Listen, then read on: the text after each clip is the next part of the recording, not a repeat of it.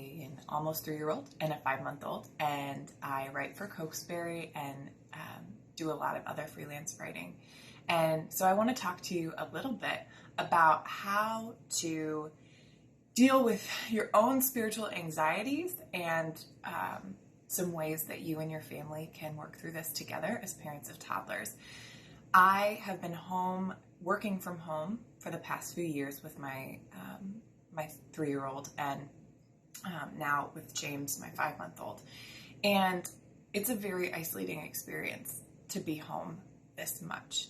So some simple advice that will help you on a spiritual, emotional, mental level, and also to deal with the patience that you need, because having your toddler in your home 24 hours a day is certainly an exercise in spiritual patience and giving yourself the space to also calm down and to do what needs done. So my first piece of advice is create zones in your home. That is for your spiritual, mental, physical health. My husband is a law student, so he has an office. I'm actually sitting in it right now. And he uses that office to continue his work. A lot of my friends have converted bedrooms into offices or had an upstairs, downstairs zoning, but make sure you have zones. And if you have siblings, if you have multiple children and they're in each other's hair, a good friend of mine said that she created a plan of action for them for when they were tired of each other so that she didn't have to keep sending her kids to their rooms to separate them. So they sat down and they talked about where can you go to separate from each other, because we have a lot of togetherness right now. And I say that because that matters for your spiritual, mental, emotional health so much, that you are able to create plans of actions with your children and enable them to start to identify things that could be problems right now and find solutions. The more that you can stick to a routine, the better, and that's also good for your emotional health. But spiritually, it's important that you're getting some time to yourself. If you have a partner, make sure that you're spending some time talking about how to manage your new day. If one of you is working from home and one of you is taking care of the children, the person that's the child care giver still needs time. This morning I was able to wake up before my boys, get the coffee going, get my makeup on and my hair done, and that makes all the difference in the world. If you're a morning person, if you're an evening person, making sure that you're not leaving all of your work till the end, but you also get some time to just breathe. 2 scriptures that keep coming up for me are Philippians 4, which talks about do not be anxious in anything, but by everything in prayer and supplication, bring it to God. And in the rest of that chapter, it talks about things that we can focus on, whatever is good, whatever is noble, whatever is pure, think on these things. And those things are so helpful. Brene Brown has said that her mantra is be scared, not scary. And so when we start to focus on things that are noble and good, and we find the helpers that are in our world right now, we're able to maintain hope and maintain a sense of what needs done right in front of us.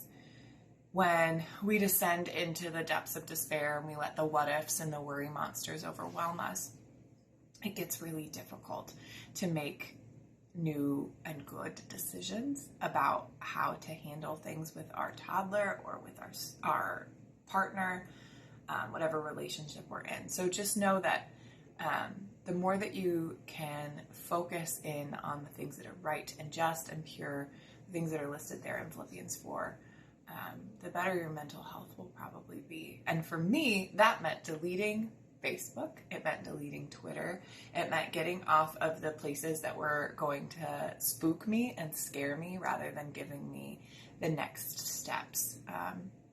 So those are some pieces of advice. It's also great to use the resources in front of you. Cokesbury Kids has some really excellent resources that they've listed in their website. I know that they're doing virtual Sunday school, which I'll be teaching later, and I know that Emily Delicat, who has written some books on sacred moments, has been doing some worship services. So if your church isn't able to do any kind of live stream, then I encourage you to find what's out there. Cokesbury has some great resources. I know Amplify is also available, and Adam Hamilton wrote a really great devotional called Unafraid that was written before all of this happened, but it's a really great chance to watch those videos and do a devotional that may bring you some peace and some comfort in this time. And I think what's important to remember is that toddlers take patience, and that's true no matter what's going on in the world around you.